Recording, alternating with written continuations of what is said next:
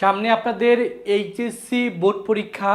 HSC board পরীক্ষায় সর্বপ্রথম যেই সাবজেক্টের পরীক্ষা অনুষ্ঠিত হবে সেটা হলো বাংলা প্রথম পত্র। এবং বাংলা প্রথম পত্রে একটু যদি কৌশল আপনি প্রস্তুতি নিতে পারেন তাহলে বাংলা প্রথম পত্রে কিন্তু খুব ইজিলি A+টা নিশ্চিত করতে পারবেন। কারণ অনেকে দেখা যায় অনেক পড়াশোনা করেন, বাট পরীক্ষা হলে বাংলা প্রথম পত্রের উত্তর কিভাবে করবেন বা শেষ মুহূর্তে কোন কোন জিনিসগুলো আপনার পড়ে পরীক্ষা হলে যাওয়া উচিত এই জিনিসগুলো কিন্তু বোঝেন না। তো আজকের এই ভিডিওটা দেখলে বা আজকের এই ক্লাসটা করলে বাংলা প্রথম পত্রে শেষ মুহূর্তে পড়াশোনা করার মাধ্যমে কিভাবে আপনি A+টা নিশ্চিত করতে পারবেন তার পূর্ণাঙ্গ একটা গাইডলাইন পেয়ে যাবেন। এই জন্য সায়েন্স আর্টস কমার্সের সকল শিক্ষার্থী ভিডিওটা প্রথম থেকে শেষ পর্যন্ত দেখবেন। তো সর্বপ্রথম যে বিষয়টা নিয়ে আলোচনা করব যে বাংলা প্রথম পত্রে যদি একটা ওভারঅল একটা ধারণা দিয়ে দিই বা মান বন্টন সম্পর্কে একটু বলি, তাহলে আপনাদের পড়ার কৌশলগুলো সম্পর্কে জানতে পারবেন।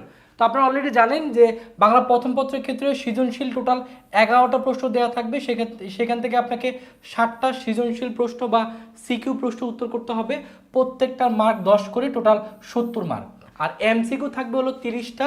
এই 30টা এমসিকিউর প্রত্যেকটার মার্ক 1 করে, এই 30 মার্কের এমসিকিউ, তার মানে 30 মার্কের এমসিকিউ আর 70 মার্কের সৃজনশীল পরীক্ষা, টোটাল 100 মার্কের কিন্তু পরীক্ষা আপনাদের দিতে হচ্ছে। তো এখন যে এই যে 10 মার্কের যে পরীক্ষাটা হবে, প্রত্যেকটা প্রশ্নে যেহেতু 10 মার্ক করে থাকবে, সেক্ষেত্রে তার মানবন্ধনগুলো কীরকম থাকে? জ্ঞানমূলক থাকবে হলো 1 মার্কের, অনুধাবনমূলক প্রশ্ন থাকবে হলো 2 মার্কের, আর একটা হলো যে প্রয়োগে থাকবে হলো 3 মার্কের, আর একটা হলো উচ্চতর দক্ষতা, যেটা উচ্চতর দক্ষতার ক্ষেত্রে এখানে থাকবে হলো 4 মার্কের। তার মানে এই প্রয়োগ এবং উচ্চতর দক্ষতার ক্ষেত্রে 7 মার্কের উত্তর করতে হবে, আর জ্ঞানমূলক এবং অনুধাবনমূলকের ক্ষেত্রে আপনাকে 3 মার্কের। এই টোটাল 7 আর 3-এ এই 10 মার্কের আপনাকে সৃজনশীল প্রশ্নের উত্তর দিতে হবে। এখন প্রশ্ন হলো যে আপনাকে যেহেতু পরীক্ষা যখন শুরু হবে, আপনার বাংলা প্রথম পত্র যখন পরীক্ষা শুরু হবে, প্রথমে কিন্তু আপনাকে এমসিকিউ দিয়ে শুরু করতে হবে, অর্থাৎ আপনাকে 30 মার্কের এমসিকিউ পরীক্ষার উত্তর করতে হবে। তো সাধারণত দেখা যায় এমসিকিউর ক্ষেত্রে গদ্য থেকে 12টা এমসিকিউ আসে, পদ্য থেকে 12টা আসে, নাটক থেকে 3টার মতো আসে, উপন্যাস থেকে 3টার মতো আসে, যদি একটু কম বেশি হতে পারে, তবে সাধারণত এইভাবেই 30 মার্কের প্রশ্ন আসে। তো এখন প্রশ্ন হলো যে এমসিকিউতে আপনাকে কত টার্গেট নিতে হবে। যেহেতু এমসিকিউতে 30 মার্কের পরীক্ষা, এখানে অবশ্যই আপনাকে টার্গেট থাকতে হবে 25+ এমসিকিউ অবশ্যই কারেক্ট করা, তাহলে সেক্ষেত্রে আপনার A+ পাওয়াটা কিন্তু সহজ হবে। এখন প্রশ্ন হলো 25+ এমসিকিউ কারেক্ট করার জন্য এখন আমি কি করব বা শেষ মুহূর্তে আমি কি করব। শেষ মুহূর্তে এখন আপনাকে এমসিকিউতে ভালো করার জন্য প্রথমে আগে মূল বইটা একবার রিডিং করে নিতে হবে। মূল বইটার প্রত্যেকটা গদ্য পদ্য বা আপনার উপন্যাস নাটক এটা একবার করে রিডিং পড়ে নেবেন। তারপরে গুরুত্বপূর্ণ যে এমসিকিউগুলো আছে সেই গুরুত্বপূর্ণ এমসিকিউ এবং প্রিভিয়াস ইয়ারের যে বোর্ড কোশ্চেনগুলো আছে এই বোর্ড কোশ্চেনগুলো আপনাকে সলভ করতে হবে। এখন আপনার মনে প্রশ্ন আসতে পারে যে গুরুত্বপূর্ণ এমসিকিউ কোনগুলা, এই গুরুত্বপূর্ণ এমসিকিউ কোনগুলো, এগুলো যদি আপনাকে একটু দেখাই তাহলে আপনার জিনিসটা একটু ক্লিয়ার হবে। গুরুত্বপূর্ণ এমসিকিউ আমি এখানে একটা আপনাকে শীট দেখাচ্ছি। এই শীটে কিন্তু আমরা গুরুত্বপূর্ণ যে এমসিকিউগুলো আছে একবার গদ্য পদ্য সহপাঠের সবগুলো খুব সুন্দরভাবে সাজাই দিছি। যেমন প্রথম যেটা আছে এটা ভাবে এমসিকিউ চলে আসতে পারে, লেখক ড্যাশের জন্য লিখতে নিষেধ করেছেন, লেখক কিসের জন্য লিখতে নিষেধ করেছেন, সেক্ষেত্রে উত্তর কী হবে, উত্তর সহ দেওয়া আছে। বা কখন লোকরঞ্জন প্রবৃত্তি প্রবল হয়ে পড়ে, তার উত্তরটা কি, উত্তরগুলো দেওয়া আছে। এইভাবে যেগুলো গুরুত্বপূর্ণ এমসিকিউ আমরা কিন্তু খুব সুন্দরভাবে শীট তৈরি করছি। এই শীটে কিন্তু আপনারা গুরুত্বপূর্ণ এমসিকিউগুলো পেয়ে যাবেন। অ্যান্ড গুরুত্বপূর্ণ শুধুমাত্র এমসিকিউ পড়লে হবে না, পুরো এমসিকিউর পাশাপাশি প্রিভিয়াস ইয়ারের যে এমসিকিউগুলো আছে বোর্ড কোশ্চেন সেগুলো কিন্তু পড়তে হবে। এবং সেটাও কিন্তু আমাদের শীটে খুব সুন্দরভাবে গদ্য পদ্য উপন্যাসের জন্য আমরা সকল কিছু গুরুত্বপূর্ণ এমসিকিউ শীট তৈরি করছি। চাইলে কিন্তু আমাদের কাছ থেকে এই শীটটা আপনি কালেক্ট করতে পারেন। তো শীটটা কীভাবে কালেক্ট করবেন ভিডিও শেষের দিকে আলোচনা করব। আশা করি শেষ মুহূর্তে মূল বই পড়ার পরে আমাদের এই এমসিকিউগুলো এবং প্রিভিয়াসের আমরা যে বোর্ড কোশ্চেনগুলো দিচ্ছি এগুলো যদি ভালো করে পড়তে পারেন তাহলে আশা করি আপনি সর্বোচ্চ এমসিকিউ কিন্তু ইনশাআল্লাহ কমন পেয়ে যাবেন। তো এটা হলো এমসিকিউর জন্য আপনাকে প্রথম কাজ এটা করতে হবে। তারপরে যেটাতে এখন আপনাকে মনোযোগ দিতে হবে সেটা হলো সৃজনশীল। সৃজনশীলে আপনি 10-এর ভিতরে প্রত্যেকটার মার্ক যেহেতু 10, তাহলে 10-এর ভিতরে সর্বোচ্চ মার্ক কীভাবে পাবেন। তো সৃজনশীলে ভালো করার জন্য প্রথমে আপনাকে গুরুত্ব দিতে হবে এই জ্ঞানমূলক এবং অনুধাবনমূলকে আপনাকে গুরুত্ব দিতে হবে, কারণ এখানেই 3 মার্ক। এবং সাধারণত দেখা যায় টিচাররা যদি আপনি জ্ঞানমূলক এবং অনুধাবনমূলক সুন্দরভাবে লিখতে পারেন তাহলে দেখা যায় টিচারদের আপনাদের যখন খাতা কাটবে তখন আপনাদের প্রতি পজিটিভ একটা ধারণা আসবে যে না, স্টুডেন্টরা জানে। কারণ জ্ঞানমূলক তো আসলে বানায় লেখার কোনো সুযোগ নেই, আপনি যদি পড়েন তাহলে আপনি জ্ঞানমূলক উত্তর করতে পারবেন, বা অনুধাবন যদি পড়া থাকে তাহলে উত্তর করতে পারবেন। এর জন্য আপনাকে প্রথমে জ্ঞানমূলক এবং অনুধাবনমূলকে আপনাকে গুরুত্ব দিতে হবে। আর সাধারণত প্রয়োগ এবং উচ্চতর দক্ষতার ক্ষেত্রে 7 মার্ক, এটা দেখা যায় প্রত্যেকটা গদ্য পদ্যের মূল ভাবটা যদি জানা থাকে, উদ্দীপকের সাথে মিল রেখে এটা সকলে উত্তর করতে পারে। বাট প্রথমে আপনাকে তাহলে এই 3 মার্ক জ্ঞানমূলক এবং অনুধাবনমূলকের জন্য গুরুত্ব দিতে হবে। এখন প্রশ্ন থাকতেই পারে এর জন্য আপনি কিভাবে পড়বেন। এর জন্য সেমভাবে আগে মূল বইটা একবার পড়ে ফেলবেন। এমসিকিউর জন্য যখন একবার মূল বইটা পড়া থাকবে, তারপরে আপনাকে যেটা করতে হবে তাহলে গুরুত্ব দিতে হবে। এখন গুরুত্বপূর্ণ কোনগুলা, তার জন্য কিন্তু আমরা একটা পিডিএফ তৈরি করছি। এই পিডিএফটা যদি আমাদের কাছ থেকে নেন, এই পিডিএফে কিন্তু প্রত্যেকটার জন্য গদ্য পদ্য সবগুলোর জন্য আমরা গুরুত্বপূর্ণ জ্ঞানমূলকগুলা, গুরুত্বপূর্ণ অনুধাবনমূলক প্রশ্ন আসলে তার উত্তর সহ আমরা কিন্তু তৈরি করছি। যেমন দেখেন, প্রথমে আছে বিভীষণের প্রতি মেঘনাদ, এটা কিন্তু খুবই গুরুত্বপূর্ণ। এখানে কি ধরনের প্রশ্ন আসতে পারে? প্রশ্ন আসতে পারে যে শর্মিষ্ঠা ও পদ্মাবতী মধুসূদনের কি ধরনের রচনা, তাহলে উত্তর করবেন শর্মিষ্ঠা ও পদ্মাবতী মধুসূদনের নাট্যগ্রন্থ।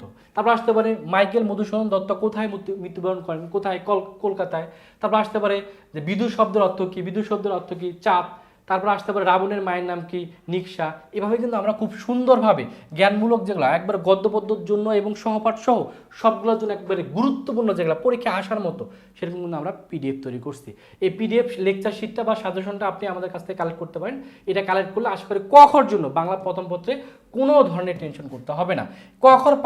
কর পাশাপাশি আমরা খ তৈরি করছি। খর ক্ষেত্রে যদি একটু দেখাই, তা আছে মেঘনাদ কেন অগ্নিদেবতার পূজা করেন, তার উত্তর দেওয়া আছে।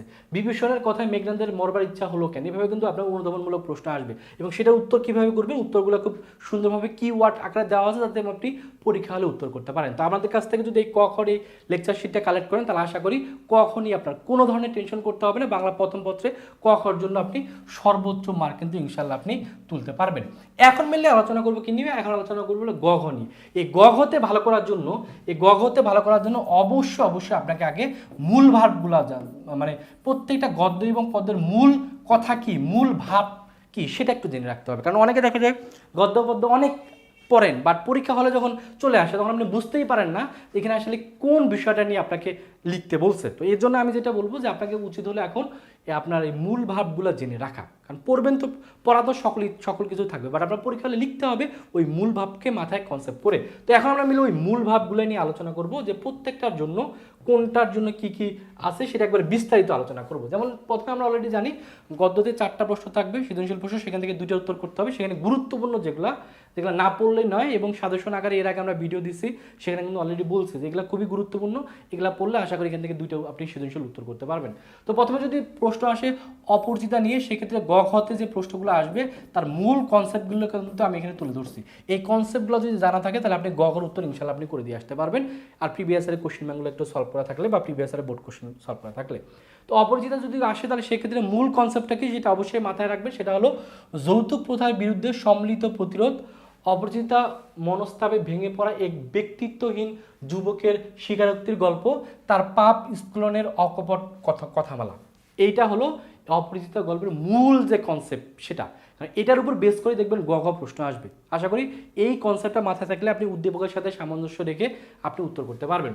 বিলাসী যদি আসে, বিলাসী থেকে যদি প্রশ্ন আসে, তাহলে সেক্ষেত্রে বিলাসীর মূল কনসেপ্টটা কি বা মূল ভাবটা কি, সেটা হলো মানব প্রেমের অপূর্ব মহিমা, তৎকালীন রক্ষণশীল হিন্দু কুসংস্কার শূন্য সমাজের বাস্তব চিত্র কিন্তু এই বিলাসী ইয়াতে আপনাকে তুলে ধরা হয়েছে, গদ্যতে তুলে ধরা হয়েছে।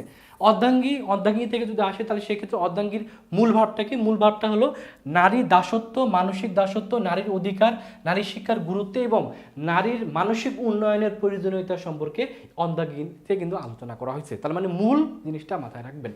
তারপর জীবনের গানের ক্ষেত্রে জীবন হলো সাহস, শক্তি ও বিপ্লবের প্রতীক। তরুণ প্রজন্মকে অন্যায় অবিচারের বিরুদ্ধে কাজে লাগানোর আহ্বান কিন্তু মিললি এই জীবনের গানের ভিতরে করা হয়েছে। জীবন ও বৃক্ষ থেকে যদি প্রশ্ন আসে, তাহলে সেক্ষেত্রে মানব জীবনে গড়তে মানব জীবন আমাদের গড়তে হবে কিভাবে? সজীব বৃক্ষের মতো নীরব সাধনা করে অপরের সেবায় নিজেকে পরিপূর্ণ রাখার মাধ্যমে আমাদের কি করতে হবে? আমাদের জীবনটা গড়তে হবে। এটার উপরে বেস করে, মূল ভাবটার উপর বেস করে কিন্তু জীবন ও বৃক্ষ রচিত হয়েছে। মাসি পিসি থেকে যদি প্রশ্ন আসে, মাসি পিসির মূল ভাবটা কি? মাসি পিসির মূল ভাব হলো পুরুষ শাসিত সমাজের বিরুদ্ধে সংগ্রামী নারীর যে ভূমিকা, সেটা কিন্তু মাসি পিসিতে ফুটিয়ে তোলা হয়েছে।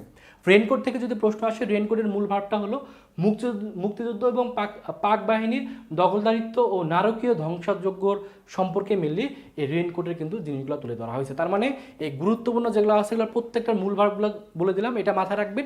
এটার উপর বেস করে উদ্দীপকের সাথে সামঞ্জস্য রেখে আশা করি আপনি গ ঘটা উত্তর করতে পারবেন। এরপরে মিলে আলোচনা করবো মিলি পদ্ম নিয়ে। এই পদ্মের ক্ষেত্রে টোটাল 3টা প্রশ্ন আসবে, সেখান থেকে আপনাকে 2টা অবশ্যই উত্তর করতে হবে। সেক্ষেত্রে প্রথম যেটা গুরুত্বপূর্ণ সেটা হলো বিভীষণের প্রতি মেঘনাদ। এই বিভীষণের প্রতি মেঘনাদ কবিতার ক্ষেত্রে মেইন যেটা মূল ভাব সেটা হলো বিভীষণের কাপুরুষতা এবং বিশ্বাসঘাতকতা এবং মেঘনাদের দেশপ্রেম এবং বীরত্ব, এটার উপর বেস করে কিন্তু মেনলি বিভীষণের প্রতি মেঘনাদ কবিতাটা রচনা করা হয়েছে। সোনারতরী যদি বলে, সোনারতরী থেকে যদি প্রশ্ন আসে সেক্ষেত্রে সোনারতরী মেনলি জীবন দর্শন নিয়ে মেনলি এখানে বেশি আলোচনা করা হয়েছে, কারণ এখানে বলা হয়েছে কর্মের চেয়ে কর্মের মূল্য বেশি, মহৎ সৃষ্টিকর্মে হলো অবিনশ্বর, মানে মহৎ সৃষ্টিকর্ম কখনো ধ্বংস হবে না, সেটা কিন্তু অবিনশ্বর। এই জিনিসগুলোর উপর বেস করে মেনলি সোনারতরীর কবিতাটা রচনা করা হয়েছে। তারপরে বিদ্রোহী থেকে যদি প্রশ্ন আসে, বিদ্রোহী এটা মেনলি ব্রিটিশ শাসিত পরাধীন ভারতবর্ষে ঔপনিবেশিক শাসনের ও শোষণের বিরুদ্ধে প্রতিবাদী সত্তার প্রকাশ কিন্তু মেনলি এই বিদ্রোহীতে প্রকাশ পাইছে। প্রতিদান থেকে যদি প্রশ্ন আসে তাহলে সেক্ষেত্রে প্রতিদানটা হলো ক্ষুদ্র স্বার্থকে বিসর্জন দিয়ে পরার্থপরতা বা প্রতিশোধ এবং প্রতিহিংসার বিরুদ্ধে প্রতিময় এক পরিবেশের সৃষ্টির আকাঙ্ক্ষা এই প্রতিদান কবিতাতে করা হয়েছে। তারই পরিমাণে এখানে মিলে বিষাদময় রিক্ততার সুর, দুঃখময় ঘটনার ছায়াপাত এবং প্রকৃতি এবং মানব মনের সম্পর্কের যে বহিঃপ্রকাশ সেটা কিন্তু তাহারই মনে পড়ে কবিতায় প্রকাশিত হয়েছে। তারপর যদি 18 বছর বয়স থেকে প্রশ্ন আসে তাহলে সেক্ষেত্রে এটার মেন যেটা কনসেপ্ট সেটা হলো বয়সন্ধিকালের বৈশিষ্ট্য এবং অদম্য তারুণ্য শক্তির যে বিষয়গুলো আছে এই বিষয়গুলো খুব সুন্দরভাবে তার 18 বছর বয়স কবিতায় কিন্তু ফুটে তোলা হয়েছে। ফেব্রুয়ারি 1969 যে কনসেপ্টটা বা কবিতার যে মূল ভাব সেটা হলো দেশপ্রেম, ফেব্রুয়ারি 1969 সংগ্রামী চেতনার কবিতা, দেশপ্রেমের কবিতা, গণজাগরণের কবিতা এবং কবিতাটি মেনলি ভাষা আন্দোলনে 21শে ফেব্রুয়ারি বা 21-এর রক্তঝরা দিনগুলোতে স্বৈরশাসকের বিরুদ্ধে এদেশের সংগ্রামী মানুষের আত্মাহুতির মাহাত্ম্যর প্রজ্ঞাতা মেনলি এই ফেব্রুয়ারি 1969 কিন্তু খুব সুন্দরভাবে ফুটে তোলা হয়েছে। তার মানে যদি পদ্ম থেকে প্রশ্ন আসে তাহলে মূল ভাব যদি জানা থাকে তাহলে আশা করি উদ্দীপকের সাথে সামঞ্জস্য রেখে আপনি খুব সুন্দরভাবে 7 মার্কে কিন্তু উত্তর করে দিয়ে আসতে পারবেন। এরপরে মিলে আলোচনা করবেন উপন্যাস নিয়ে। উপন্যাসে দেখা যায় 2টা প্রশ্ন থাকে, সেখান থেকে একটা উত্তর করতে হয়।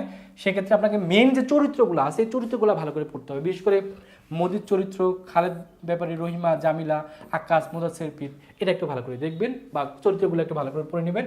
নাটকের ক্ষেত্রেও 2টা প্রশ্ন থাকবে, সেখান থেকে একটা উত্তর অবশ্যই করতে হবে। সেক্ষেত্রে সিরাজউদ্দৌলা, মির্জাফর, ঘোষটি বেগম, মোহনলাল, মোহাম্মদী বেগ, রবার্ট ক্লাইভ, এই চরিত্রগুলো একটু ভালো করে পড়বেন। এবং এর মূল ভাবটা কি, লাল সালু যেটা আছে, লাল সালু উপন্যাসের ক্ষেত্রে গ্রামীণ জীবনের কুসংস্কার, ভণ্ডামি এবং ধর্মীয় গোড়ামির যে কনসেপ্টগুলো আছে এটা লাল সালুতে তুলে ধরা হয়েছে। আর সিরাজউদ্দৌলা নাটকের ক্ষেত্রে দেশপ্রেম, স্বাধীনতা এবং অন্যায়ের বিরুদ্ধে যে যুদ্ধ সেটা মেনলি সিরাজউদ্দৌলা নাটকে খুব সুন্দরভাবে তুলে ধরা হয়েছে। তাহলে এগুলো হলো মেন কনসেপ্ট। তাহলে এখন যদি একটু আলোচনা করি যে তাহলে প্রশ্ন কোথা থেকে আপনাকে করতে হবে অবশ্যই, তাহলে গদ্য থেকে 4টা প্রশ্ন থাকবে, সেখান থেকে 2টা উত্তর অবশ্যই করতে হবে। পদ্য থেকে 3টা আসবে, 2টা উত্তর অবশ্যই করতে হবে। উপন্যাস থেকে 2টা আসবে, 1টা উত্তর অবশ্যই করতে হবে। আর নাটক থেকে 2টা প্রশ্ন আসবে, 1টা উত্তর অবশ্যই করতে হবে। তার মানে টোটাল এখানে হচ্ছে 6টা অবশ্যই উত্তর করতে হবে, আর যে কোনো একটা বিভাগ থেকে আরও একটা, টোটাল 7টা উত্তর করতে হবে। আপনি চাইলে গদ্য থেকে 3টা উত্তর করতে পারেন, পদ্য থেকে 2টা, উপন্যাস থেকে 1টা, নাটক থেকে 1টা, তার মানে 7টা কিন্তু এইভাবে কিন্তু হয়ে যাবে। এখন যাদের প্রশ্ন হলো যে আমরা মিলি যদি আপনারা যারা চাচ্ছেন আমাদের কাছ থেকে মেনলি এই এমসিকিউর জন্য যে পিডিএফটা আছে সেই পিডিএফটা কালেক্ট করা, অথবা জ্ঞানমূলক এবং অনুধাবনের জন্য অনুধাবনমূলকের যে পিডিএফটা আছে সেই পিডিএফটা আমাদের কাছ থেকে কালেক্ট করা, অথবা আমাদের মূল ভাব নিয়ে যে আমরা যে পিডিএফগুলো তৈরি করছি এগুলো আমাদের কাছ থেকে কালেক্ট করা, শুধুমাত্র বাংলা না, বাংলা দ্বিতীয় পিডিএফ কালেক্ট করা, অথবা গ্রুপ সাবজেক্টের অথবা আইসিটির সকল কিছুর পিডিএফ আমাদের কাছ থেকে নেওয়া এবং A+ নিশ্চিত করার জন্য আমাদের কাছ থেকে পূর্ণাঙ্গ সাপোর্ট নেওয়া, তারা চাইলে আমাদের এই এইচএসসি টার্গেট A+ কোর্সে ভর্তি হতে পারেন। এটা কোর্স ফি খুবই কম, 499 টাকা। এই 499 টাকা দিয়ে ভর্তি হলে বাংলার প্রথম পত্রের জন্য সকল পিডিএফ এই কোর্সে ভর্তি হলে দিয়ে দিব। বাংলা দ্বিতীয় পত্রে A+ পাওয়ার জন্য যা দরকার সকল পিডিএফ আমরা দিয়ে দিব। আইসিটির জন্য পিডিএফ দিব, গ্রুপ সাবজেক্ট, সায়েন্সের জন্য সকল সাবজেক্ট, মানবিকের জন্য সকল সাবজেক্ট, বাণিজ্যের জন্য সকল সাবজেক্ট পিডিএফ এই কোর্সে ভর্তি হলে কিন্তু আমরা দিয়ে দিব। তো যারা চাচ্ছেন আমাদের কোর্সে ভর্তি হয়ে A+ নিশ্চিত করা, তারা অবশ্যই এই যে নাম্বারটা আছে এই নাম্বারে 499 টাকা বিকাশ বা নগদে পাঠিয়ে এই নাম্বারে হোয়াটসঅ্যাপে নক করবেন। নক করলে আপনাকে সকল পিডিএফ একসাথে দিয়ে দেওয়া হবে। আশা করি পিডিএফগুলো কালেক্ট করে প্রিন্ট করে নিয়ে শেষ মুহূর্তে যদি আপনি রিভিশন দিয়ে যেতে পারেন, আমাদের পিডিএফগুলো ফলো করতে পারেন, তাহলে অবশ্যই আপনি বোর্ড পরীক্ষায় সর্বোচ্চ মার্ক আপনি ইনশিওর করতে পারবেন। তো আশা করি আমাদের কাছ থেকে পিডিএফটা কালেক্ট করবেন ভালো একটা রেজাল্ট করার জন্য। স্ট্রং একটা প্রিপারেশন নেবেন। কারণ মনে রাখবেন এইচএসসি বোর্ড পরীক্ষায় ভালো রেজাল্টই পারে পরবর্তীতে অ্যাডমিশনে আপনাকে অনেক অনেক গুণ এগিয়ে রাখতে। এর জন্য সর্বোচ্চ চেষ্টা করবেন এ প্লাস পাওয়ার জন্য। আশা করি আপনাদের সর্বোচ্চ পরিশ্রম, আপনাদের ধৈর্য, আপনাদের বাবা মার দোয়া আপনাদের অবশ্যই ভালো একটা জায়গায় নিয়ে যাবে। তো সকলের জন্য অনেক অনেক শুভকামনা। সকলে ভালো থাকবেন, সুস্থ থাকবেন। খোদা হাফেজ। এবং আর কোন কোন সাবজেক্টের সাজেশন দরকার সেটা অবশ্যই কমেন্টে জানাবেন। ধন্যবাদ।